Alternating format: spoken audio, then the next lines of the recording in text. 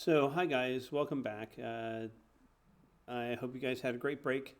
We're getting back into trigonometric ratios using right triangle trigonometry to figure out answers. Most of it is SAT prep, but it's always good to know some of this stuff. This helps with your other classes and such. So here's a little problem. This is a 10-foot high. Let's just call it a post or a wall, and then the sun's up here in the sky. There's the sun.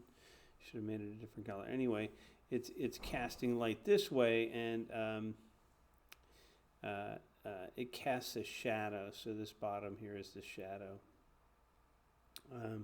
And we want to know how long this shadow is if the angle of elevation is 20 degrees. And we really have so much information that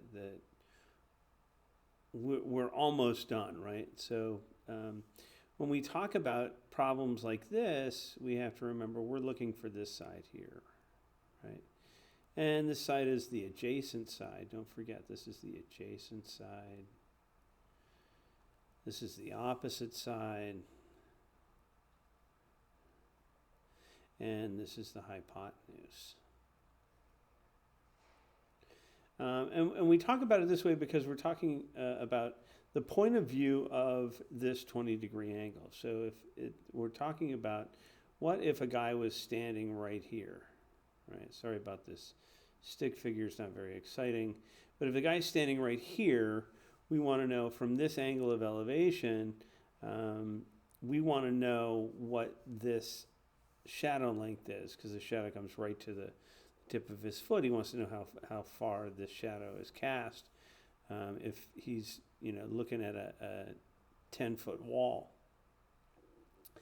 And we know, because we know SOHCAHTOA, right? Sine is opposite over hypotenuse, and cosine is adjacent over hypotenuse, and tangent is opposite over adjacent. And that's what we're going to look at, right? Because we have the opposite side and we're looking for the adjacent side. So we would say that the tangent of 20 degrees, that ratio right there that's created, the tangent of 20 degrees, is going to be exactly the same as 10 feet over some unknown, right? That's what we're looking for, right? We also know that when we have to rearrange, and I guess I'll go back and we'll call it x. That's our unknown. We also know that we can always just interchange these two things. If we wanted to solve for x, I would multiply both sides by x, then I would divide by the tangent of 20. But since I already know that, I know that this is also true. 10 divided by the tangent of 20. And that's how you would solve it, right? So you make, first and foremost, when you have a calculator, you make sure your calculator is in degree mode, and I'm doing that right now with my calculator that's sitting right next to me. So I've just put it in degree mode. And then I'm going to put in 10 divided by tan 20. You don't have to close the parentheses, but you can. And it ends up being, x ends up being about 27 and a half feet. 27 and a half feet.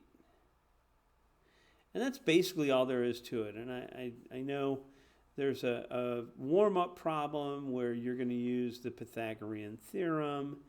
There are other problems that you're going to do in this, using your calculator to find inverse functions. You'll say, you know, inverse sine